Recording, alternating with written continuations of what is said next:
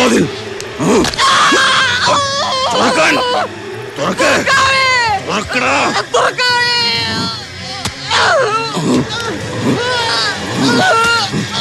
ചവിട്ടി തുറക്കണം. അയാള് നിലവറന്ന് ഇറങ്ങുമ്പോഴേക്കും ഞാൻ ഓടി മച്ചിന്റെ പുറത്ത് കയറി. അല്ലെങ്കിൽ എന്റെ കഥ അവിടെ തീർന്നാനേടാ. ഇനിയിപ്പൊ നമ്മൾ എന്ത് ചെയ്യും? വരുന്നിടത്ത് വെച്ച് കാണാം. അത് തന്നെ. ഏതായാലും എന്റെ മുന്നിൽ തന്നെ ഒന്ന് പെട്ടോണ്ട് പ്രാന്താണെന്നും പറഞ്ഞ് തൂക്കിയെടുത്ത് ആശുപത്രിയിലാക്കാൻ പറ്റി. ഡോക്ടർമാർ പറയത്തില്ലേ അയാൾക്ക് പ്രാന്തൊന്നുമില്ലാന്ന്? ആ രൂപവും എന്നെ കൊല്ലാനുള്ള അയാളുടെ പരാക്രമവും കണ്ടപ്പോ ഡോക്ടർ സുനിലിനും അങ്ങനെ തോന്നിക്കാണും. പിന്നെ ഞാനങ്ങ് തറപ്പിച്ച് പറഞ്ഞു, മാനസിക രോഗം പിടിച്ച് പുറപ്പെട്ടു പോയ കമ്മീഷണർ മുഴുവട്ടനായിട്ടാണ് തിരിച്ചു വന്നിരിക്കുന്നത്. ഏതായാലും 12 മണിക്കൂർ നേരത്തേക്ക് അയാൾ മയക്കത്തിലായിരിക്കും എന്നാണ് ഡോക്ടർ പറഞ്ഞത്. ആ സമയം നമുക്ക് വളരെ വിലപ്പെട്ടതാ. ഇല്ല, എനിക്ക് ഭ്രാന്തില്ല. ഞാൻ എത്ര പ്രാവശ്യം ഇത് ആവർത്തിക്കുന്നു. ഇതെല്ലാം തെമ്മാടി കരുതി കൂട്ടി ചെയ്താ. ചേട്ടന് ഭ്രാന്താണെന്ന് ആരെങ്കിലും പറഞ്ഞോ? ചേട്ടൻ പറഞ്ഞ കഥ കേട്ടിട്ട് വിശ്വസിക്കാൻ കഴിഞ്ഞില്ല, അത്രേ പറഞ്ഞുള്ളൂ. ഏതായാലും മനസ്സിന് ടെൻഷൻ കൊടുക്കണ്ട. എടാ പോടാ പുല്ലേ, എന്ത് ടെൻഷൻ? ഞാൻ ഇത്ര നാൾ അനുഭവിച്ചാൽ കൂടുതൽ ടെൻഷൻ ഒന്നും ഈ ലോകത്ത് ആരും അനുഭവിച്ചാണല്ല. സാറ് പറഞ്ഞത് ശരിയാ. ഇനി വീരപ്പൻ തട്ടിക്കൊണ്ടുപോയാലും കാട്ടിനകത്ത് വിശാലമായിട്ടിരിക്കാം. ഇത് പട്ടിയും പൂച്ചയും എലിയും പാറ്റയും കേട്ടിട്ട് എനിക്ക് തന്നെ പേടിയാവുന്നു. പക്ഷേ ഒരു കാര്യം ഞാൻ പറയാം, ഇതും ഇതിനപ്പുറവും ചെയ്യുന്നവനാവൻ എനിക്ക് അനുഭവമുണ്ട്. ഒരാളെ കുറിച്ച് ആരോപണം ഉന്നയിക്കുമ്പോൾ വ്യക്തത വേണം മുകുന്ദ. SI സഞ്ജീവ് ഇതെല്ലാം പാടെ നിഷേധിക്കുക. മാത്രമല്ല, കൊച്ചിയിലെ ഗുണ്ടാപ്പടയെ ഒതുക്കി സിറ്റിയിൽ സമാധാനം തിരിച്ചു കൊണ്ടുവന്നതിന് ചീഫ് മിനിസ്റ്റർ പോലും നേരിട്ട് അഭിനന്ദിച്ച ഒരു ഓഫീസറാണ് അയാൾ. താനൊരു കോപം പറയണ്ട. താനൊക്കെ കൂടി അവനെ വളർത്തുന്നത്. എന്റെ അനുജനെ അറസ്റ്റ് കൊണ്ടുപോകാൻ അവൻ അധികാരം കൊടുത്ത് താനും കൂടെ അല്ലേ? അവനൊന്ന് ജാമ്യത്തിൽ ഇറങ്ങിക്കോട്ടെ. തന്നെ ഉൾപ്പെടെ ഒരുത്തിനെ ഞാൻ വെറുതെ വിടില്ല. അല്ല മോന്ത, വർഷങ്ങളോളം ഈ സ്റ്റേറ്റിലെ മുഖ്യമന്ത്രിയായിരുന്ന ആളാ നിന്റെ അമ്മാവൻ. ആഭ്യന്തരവും കൈകാര്യം ചെയ്തിട്ടുണ്ട്. നിന്നെ പോലെ പ്രഗത്ഭനായ ഒരു പോലീസ് കമ്മീഷണറെ ഒരു ചെറുപ്പക്കാരൻ ഈ സിറ്റിയിൽ തന്നെ കിഡ്നാപ്പ് ചെയ്തു വെച്ചു എന്നൊക്കെ പറഞ്ഞ ആരാ വിശ്വസിക്കുക? അല്ല, അയ്യപ്പൻ നായരോടുള്ള ദേഷ്യവും ആ ചെറുക്കനെ SI ആക്കാതിരിക്കാനുള്ള വാശിയൊക്കെ നിനക്കുണ്ടായിരുന്നല്ലോ. അത് മനസ്സിൽ കിടന്ന് സമനില തെറ്റിയപ്പോ ഇങ്ങനെയൊക്കെ തോന്നിയതാകുമോ? നീ ഒന്നുകൂടി സമാധാനമായിട്ട് ചിന്തിക്കേ. നീ ഇതുവരെ എവിടായിരുന്നു? മറ്റടുത്ത വർത്താനം പറഞ്ഞ അമ്മാവനാണ് നീ നോക്കില്ല, കൊന്നു കുഴിച്ചുമൂടും. അയാളുടെ ഒരു പുതിയ കണ്ടുപിടുത്തം. ചേട്ടാ ചേട്ടാ പ്ലീസ്, അമ്മാവൻ പറഞ്ഞ പോലെ ഒന്നും ആയിരിക്കില്ല.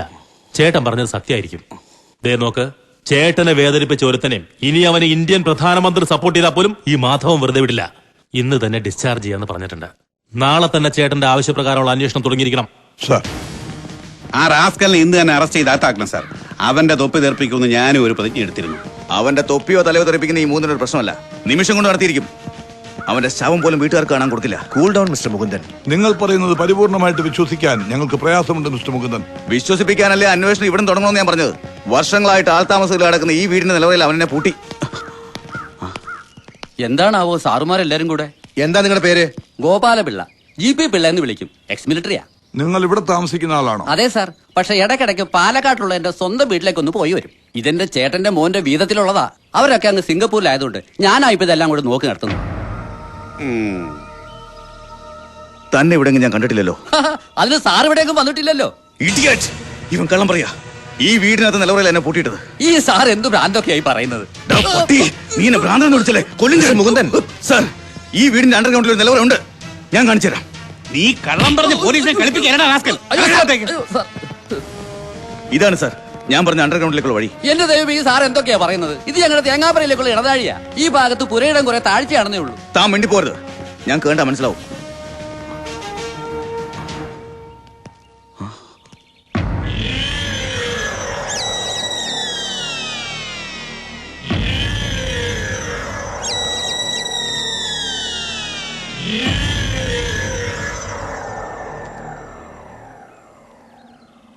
അണ്ടർഗ്രൗണ്ട് ഒന്നും അല്ലല്ലോ മുകുന്ദ, തുറന്നിട്ടിരിക്കുന്ന ഒരു ഹാളല്ലേ? അല്ല കമ്മീഷണർ, ഇവിടെ തടിയും കഥകും പൂട്ടും ബലമുള്ള ജനലുകളുടെ അറയുണ്ടായിരുന്നു. ഇവിടെയാ ഞാൻ മാസങ്ങളോളം കിടന്നത്. ഇതൊരു അണ്ടർഗ്രൗണ്ട് റൂമാണെന്ന് അവൻ തന്നെ എന്നോട് പറഞ്ഞിട്ടുണ്ട്. ഇവിടെ എലിയും വവ്വാലും പല്ലിയും പാറ്റയും ഒക്കെ നിറഞ്ഞൊരു തടവറയായിരുന്നു. സത്യമാണ് സാർ, സത്യം. എന്നെ വിശ്വസിക്കണം, എന്നെ വിശ്വസിക്കണം. മാനസിക വിഭ്രാന്തി മാറിയിട്ടില്ലെന്ന് തോന്നുന്നു.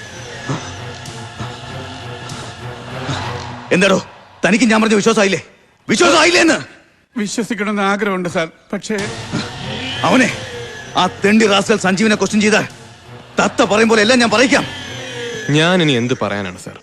മുകുന്ദൻ സാർ എനിക്കെതിരെ ഉന്നയിച്ച ആരോപണങ്ങളെല്ലാം അക്ഷരാർത്ഥത്തിൽ കള്ളമാണെന്നും വ്യക്തിവൈരാഗ്യം തീർക്കാൻ കെട്ടിച്ചമച്ച കഥയാണെന്നും കേസ് അന്വേഷണം നിങ്ങൾക്ക് എല്ലാവർക്കും ബോധ്യമായിട്ടുള്ളതാണ്. എടാ പട്ടി, എന്താ നീ പറഞ്ഞത്?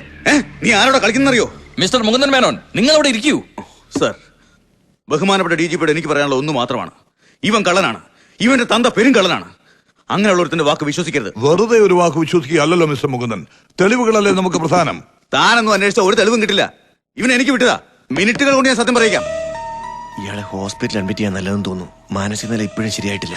ഒന്ന് പതുക്കെ പറ സാർ. മിസ്റ്റർ ജെയിംസ് അല്ലേ ഇപ്പൊ സൗത്തിലെ ACP?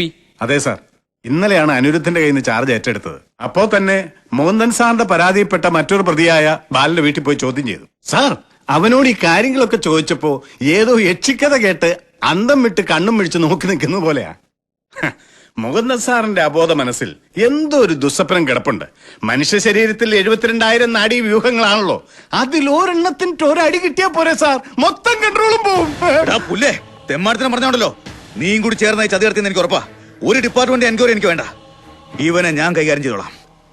സർ, ഒന്നുകിൽ വർഷങ്ങളായി എന്റെ അച്ഛനോടും കുടുംബത്തിനോടുള്ള പക ഇദ്ദേഹം തീർക്കുകയാണ്, അല്ലെങ്കിൽ നമ്മൾ സംശയിച്ച പോലെ ഇദ്ദേഹത്തിന് മാനസിക രോഗം.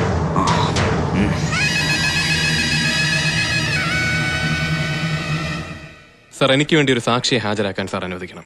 യെസ്, ആരാണ് അയാൾ? വിളിക്കൂ. എന്താ നിങ്ങളുടെ പേര്? എന്റെ പേര് ചന്ദ്രൻ. മംഗലാപുരത്ത് ഓട്ടോ ഡ്രൈവറാണ് സാർ. എന്താ നിങ്ങൾക്ക് പറയാനുള്ളത്? സാർ, 2 മാസം മുമ്പ് മംഗലാപുരത്ത് റെയിൽവേ സ്റ്റേഷന്റെ മുമ്പിൽ നിന്ന് എന്റെ ഓട്ടോയിൽ ഇദ്ദേഹം കയറിയിരുന്നു. Sorry sir. മുടിയും താടിയും നീട്ടി വളർത്തിയ ഇദ്ദേഹത്തെ കണ്ടപ്പോ അന്നേ എനിക്കൊരു സംശയം തോന്നിയിരുന്നു. കഴിഞ്ഞ ദിവസത്തെ പത്രത്തിൽ മുകുന്ദൻ സാറ് തിരിച്ചു വന്നതിന്റെ ന്യൂസും അന്ന് ഞാൻ കണ്ട അതേ രൂപത്തിലുള്ള ഫോട്ടോയും കണ്ടപ്പോ പെട്ടെന്ന് എന്റെ അയൽവാസിയായ സഞ്ജീവിനെ വിളിച്ച് ഞാൻ വിവരം പറയായിരുന്നു.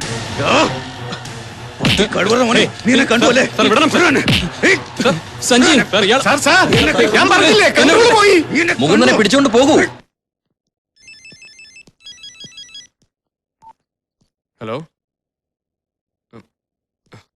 ആ GP പിള്ള ചേട്ടാ, ചേട്ടനോട് എങ്ങനെ നന്ദി പറയണമെന്നറിയില്ല.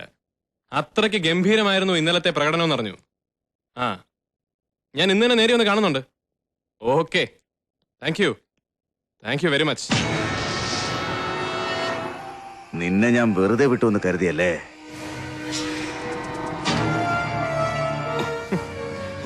സർ, മരുന്നൊക്കെ കൃത്യമായിട്ട് കഴിക്കണം. വെറുതെ ആൾക്കാരെ കൊണ്ട് പ്രാന്തനെന്നൊന്നും വിളിക്കാൻ ഇടവരുത്തരുത്.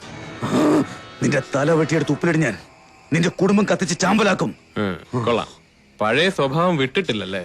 പക്ഷേ പണ്ട് നടുറോട്ടിൽ കിടന്ന് തന്റെ കയ്യിൽ നിന്ന് തല്ലു മേടിച്ച സഞ്ജീവ് അല്ലത്. തന്നെ കൊണ്ട് ഒക്കുമെങ്കിൽ ഒന്ന് ശ്രമിച്ചു നോക്ക്. ഞാനും അരക്കൈ നോക്കാം. കൊച്ചിയിലെ ഗുണ്ടാപ്പടം മുഴുവൻ തന്റെ കയ്യിലല്ലേ? അവന്മാരെ കൊണ്ട് വേണേ തന്നെ തിരിച്ചടിപ്പിക്കും ഞാൻ. കളിക്കല്ലേ?